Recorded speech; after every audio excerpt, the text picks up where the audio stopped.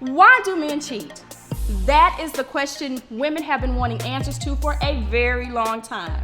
Now, although men are 20% more likely to cheat than women, there's some scandalous women out there too. So if you are wanting to know whether or not your spouse or your partner is cheating, then this is the conversation for you. Let's talk about why both men and women cheat.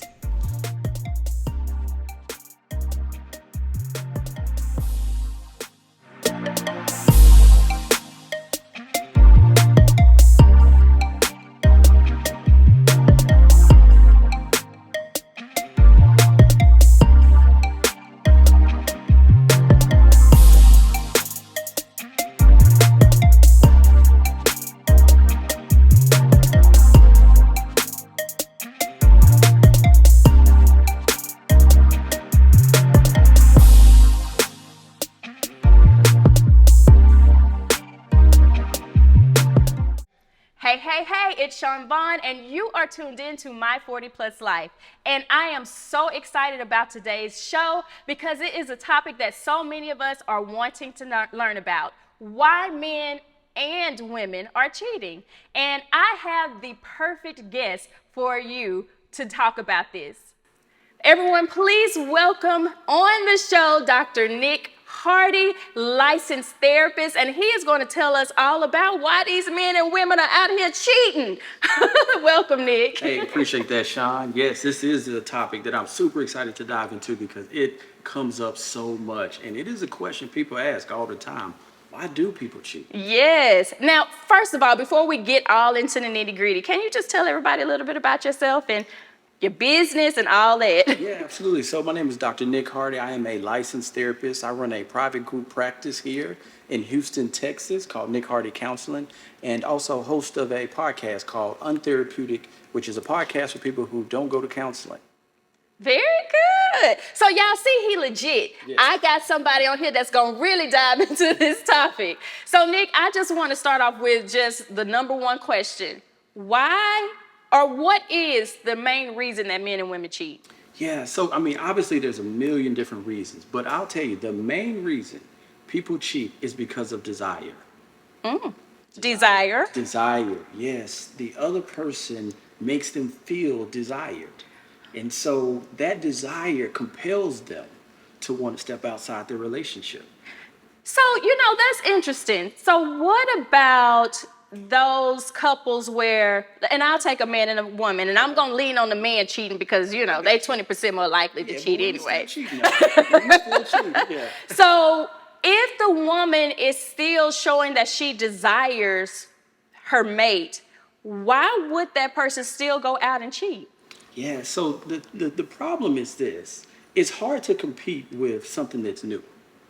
Even if you've been in a relationship long time and you try to show that you're interested and desire that person, it's difficult to compete if the other person is open to stepping outside. It's hard to compete with that newness. That newness. That new creates some excitement, and if over time, I'm telling you, this is main reason why people cheat. They feel desire. Okay, so I did a little research on this topic as well, and some people say that people are cheating because it's a cry for help. Is that a thing? I don't know if it's a cry for help, because then you could play the victim in the situation. Okay. Be like, hey, I was just crying for help. That's why I was messing with my coworker. And I don't think that's necessarily true. I do think, though, when people cheat, a lot of times it does expose an unmet need in the relationship. Okay. Now that's where I want to get to. Versus just the desiring, it could be something that's not being done in the relationship. Now, does that typically revolve around sexual needs not being met, or is it emotional? What do you normally see out there? Yeah, I think it's all of the above, to be honest. Now, I'll tell you, if you would have asked me this before I became a therapist, I would have said for men it's this and for women it's that. But the truth of the matter is, it's just an unmet need. It can be a sexual need. It could be a time need. It could be an attention need. Whatever that need is that's not being met consistently, it exposes the relationship. Okay. So what is really considered cheating? Is it the act of intercourse, is that cheating only, or is it other way? Can you cheat in other ways? Yeah, so it really depends. Now, if you ask my wife, if I respond to a DM, I'm cheating. Exactly. Yeah, you said hello back. Yes. So I mean, so it really does depend on the relationship. Okay. The obvious is obviously if you having intercourse, you having sex or something like that.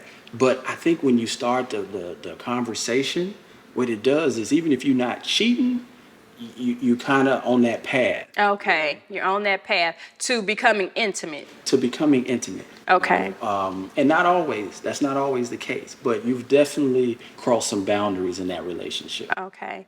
So since we are talking about both men and women, even though I'm a lean on men, Of course, you're not biased. right? Yeah, you're not biased by any means. Yeah. But do you feel that cheating is different for a man versus a woman? Because I feel that it takes a woman, and I don't know, I could be wrong, longer to probably get to that point to where she wants to cheat, whereas a man, the new thing come along and you step it all out. So is there a difference between when that man cheats, whether it's with a new thing or whatever, and then that woman finally cheats? Traditionally, I would say yes. I'm not gonna lie. I do think traditionally it's gonna take a woman a little bit longer. Okay. But more recently, I mean, the times are changing.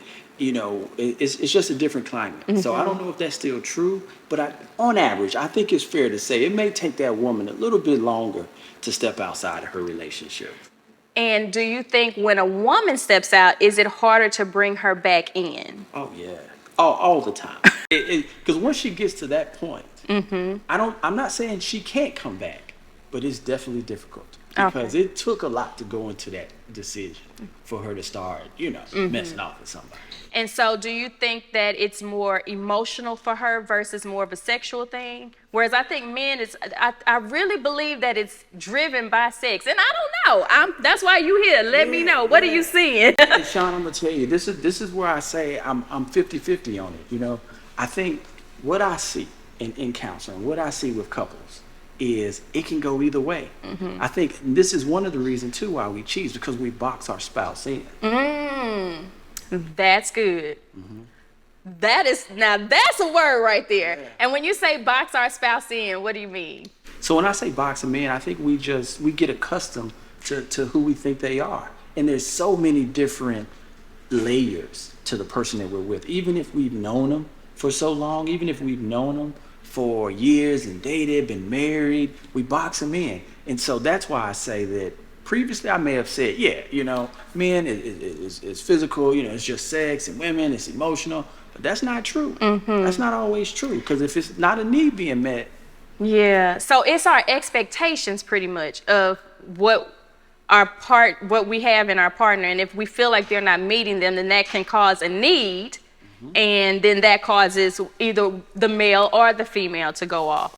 Okay, so Nic, don't judge me on this next question, okay? So we said that cheating could be emotional, it could be sexual.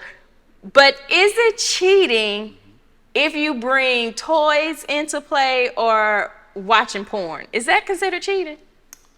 I don't think so. Okay. I'm gonna be honest with you. I don't think so. And I know some people probably watching this like, try to jump back in their seat when I say that.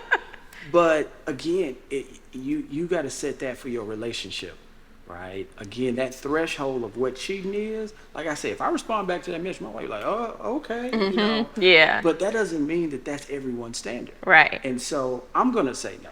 But again, somebody may have a different opinion about that. Okay.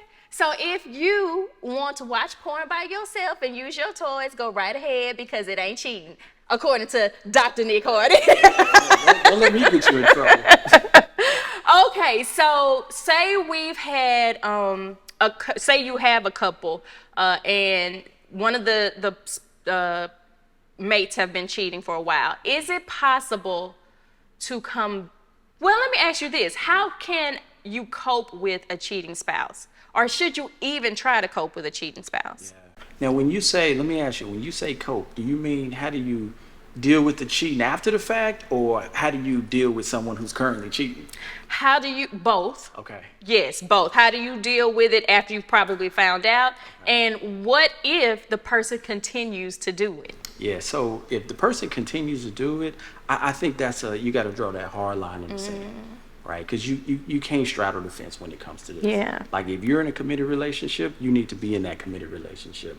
If someone over here, then they dibbling and dabbling over there, that's a non-negotiable. Okay, so draw the line. Yes. So what about the partner that cheats one time and they say that they won't do it again, and you trust them, or you have to try to build that trust again? How is that something that, how can you do that? I guess that's my question. Absolutely. So it can happen, right? And in the couples I work with, and just what I see and what we even know to be true is actually, it's a high likelihood that you can be at an even better place. But it does take some time and it does take some work. So one of the things is there needs to be some remorse. Okay. If someone isn't remorseful, genuinely remorseful, it's going to be hard to work on anything because there's still that level of lack of responsibility and accountability. But then from there has to be a change in behavior because you just don't wake up one day and slip into somebody's DM. You know what I'm saying? Like it's something that goes into it. And so there has to be a change in behavior. And what that change is a lot of time is based on how it even came about, right? Yeah. Was this a coworker? Was it someone you met online? Did y'all meet at a bar? Whatever it is, there always needs to be some change in behavior, regardless of what someone says. Because we can talk a good game. Yeah. But you got to watch what people do. Yeah, okay. So how are you all feeling about this conversation? What are your thoughts on cheating? Is it cheating emotionally just by answering a DM, or do you have to actually have intercourse? Join the conversation and comment below. Okay, Nic, so I just have one more question for you. And I'm sure all of us are wanting to know. We with somebody right now, okay? What are some key signs we need to be paying attention to see if our spouse or partner is actually cheating on us? One thing you need to pay attention to, and that is changing their routine. Changing their routine. By default, we're creatures of habit. All right? We wake up around the same time, you brush your teeth before you get in the shower, or vice versa. So when you start to see changes in habits and patterns, Okay. I'm not saying that they're cheating, but I'm saying it's something that's causing them to change their routine. Okay. And that's where you got to pay attention to. I'm going to be like, is it Carmen Sandiego? What is the detective so I can find out? I need to go deep down. Right, exactly. Give me your phone. Let me see your phone. You ain't coming back right away. No. Yes. Okay. Well, those are all great. That's all great information, Nic. So I really appreciate you coming on and sharing this wonderful information with us. You heard that Dr. Nic Hardy is a licensed therapist. So if you are dealing with not only just a cheating spouse or partner, but if you have some other things that you want to talk out, then y'all need to reach out to Dr. Nic Hardy, and I'll have all of his information for you below. Thank you again, Nic, for joining me on today on why do men and women, even though y'all 20% more likely to cheat, And cheat. It has been such a pleasure. I hope that you all have gotten some great pointers, some tidbits from listening to Dr. Nic Hardy. Again, join the conversation. Make sure that you are leaving me some comments below. And until next time, you have been watching My 40 Plus Life.